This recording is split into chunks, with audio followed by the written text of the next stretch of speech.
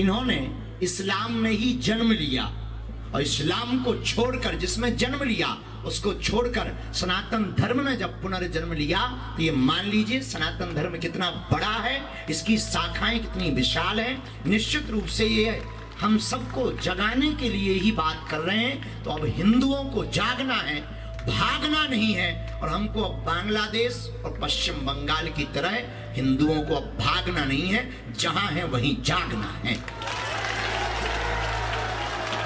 एक बार जोरदार ताली बजा करके इनको धन्यवाद दीजिएगा। इन्होंने इतना बड़ा सीना बनाया कि 5 करोड़ का इनाम उनका ज्यों का त्यों बैंक में ही रखा है, वो ये जिंदा है।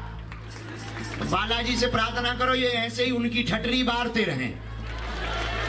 और आप चिंता ना करो, हम भी हिंदुओं को जगाने के लिए हम आपको भी कहेंगे, एक दिन आपको भी आना। 21 नवंबर से 30 नवंबर तक बागेश्वर धाम से ओरछा तक हम गांव-गांव में कई लाख हिंदुओं के साथ पैदल यात्रा कर रहे हैं। एक दिन तुम भी आओ हीरो। खुश रहो, मुस्कुरा। हाँ प्यारे बेटा, खुश रहो, बैठो। क्या बागेश्वर धाम में हमारे पागलों को कैसे देखा और किस भाव से आप यहाँ पर ओतप्रोत हुए, सन्यासी बाबा के दर्शन करके क्या भाव जगा, ये सब बातें ये अपने मुंह से बताएंगे। फिर अंत में बताएंगे कि 30 तारीख को कुछ होने वाला है। बागेश्वर धाम सरकार की जय हो। सीताराम। मैं जैसे कि गुरुजी ने बता दिया, महाराज जी ने, कि मैं पहले इस्लाम में था और इस्लाम में जब राम मंदिर का मामला सुप्रीम कोर्ट में आया तो महाराज जी हम उसमें भी एक पक्षकार थे। तो हमने मुसलमानों से ये कहा कि ये लड़ाई लड़ने की जरूरत नहीं है, क्योंकि हम शिया वक्फ बोर्ड के अध्यक्ष थे, हम भी पक्षकार मुसलमानों की तरफ से थे। तो हमने कहा इसको लड़े बगैर हिंदुओं को दे दो, क्योंकि उनका क्लेम इस जमीन पर बहुत बड़ा है। क्योंकि वो ये कहते हैं कि भगवान श्री राम यहाँ पैदा हुए थे और तुम्हारी ये मस्जिद जो है ये बाबर की बनाई हुई है, तो इसकी उसकी तुलना नहीं हो सकती। क्लेम देखो, मस्जिद शिफ्ट हो सकती है, जन्म स्थान शिफ्ट नहीं हो सकता। सुप्रीम कोर्ट में राम मंदिर के पक्ष में हिंदू पक्षकारों के साथ खड़े हो गए, हमने उनको त्याग दिया और हमने उनको त्यागा भी। राम की जन्मभूमि एक फिल्म भी बनाई और उसके बाद फिर हमने इस्लाम को भी त्याग दिया, क्योंकि जिन लोगों के विचारधारा से हमारी लड़ाई है तो हम उनके बीच में रह कैसे सकते हैं। ये तो भी दोगली बात हो गई कि हम विरोध भी कर रहे हैं और मुसलमान भी हैं। तो फिर मैंने सनातन धर्म, क्योंकि हमेशा से मैं बचपने की एक बात बता दूं कि जब मैं स्कूल से आता था, एक पेड़ के नीचे कुछ मूर्तियां रखी होती थी, मैं चुरा के ले आता था। तो बाद में मुझे घर से डांट पड़ती थी और फिर वापस उस पेड़ के नीचे रखी जाती थी। तो मैं शुरू से ही सनातन के बारे में इतना जानता था कि दुनिया में सनातनी एक ऐसा धर्म है जो हमेशा से था और हमेशा रहेगा जब तक कि ये पृथ्वी में।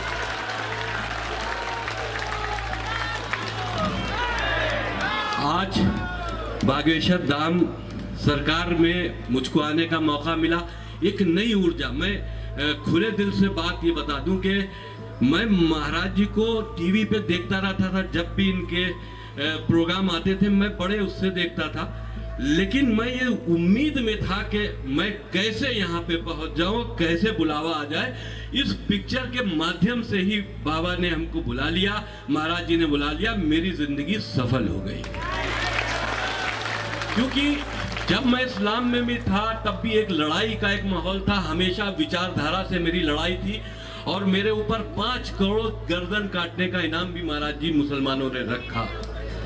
उसके बाद भी मैं डरा नहीं, उनकी विचारधारा से लड़ता रहा, ये बात कहता रहा कि काफिर कहकर किसी को मारना गुनाह है। ये तुम जो कहते हो किसी को, गैर मुसलमानों को काफिर और उनके लिए कत्ल का फतवा देते हो, ये इस्लाम नहीं है।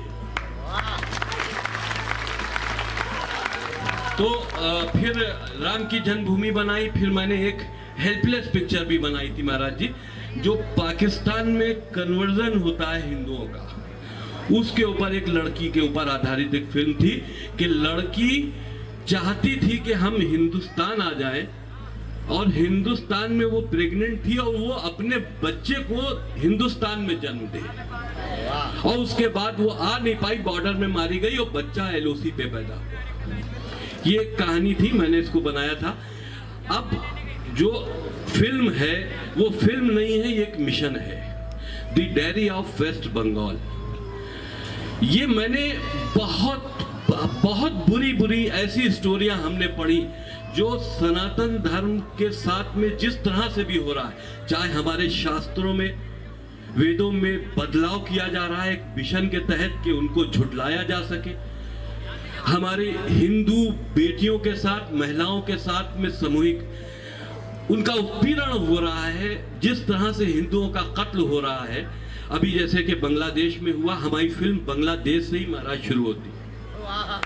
बांग्लादेश में एक हिंदू को काफिर कहकर कत्ल किया गया, उसमें से एक बच्ची निकलकर हिंदुस्तान आई, उसकी वो पूरी कहानी है, सच्ची घटना है।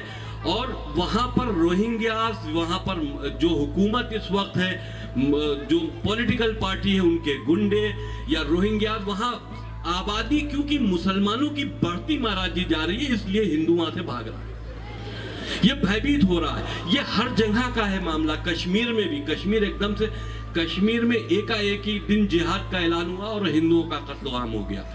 आज भी वही चीज हो रही है बंगाल में, पश्चिम बंगाल में मुसलमानों की आबादी धीरे धीरे बढ़ रही है, और जहां जहां मुसलमानों की आबादी बढ़ रही है, हिंदू वहां से भागने को मजबूर हो रहा है।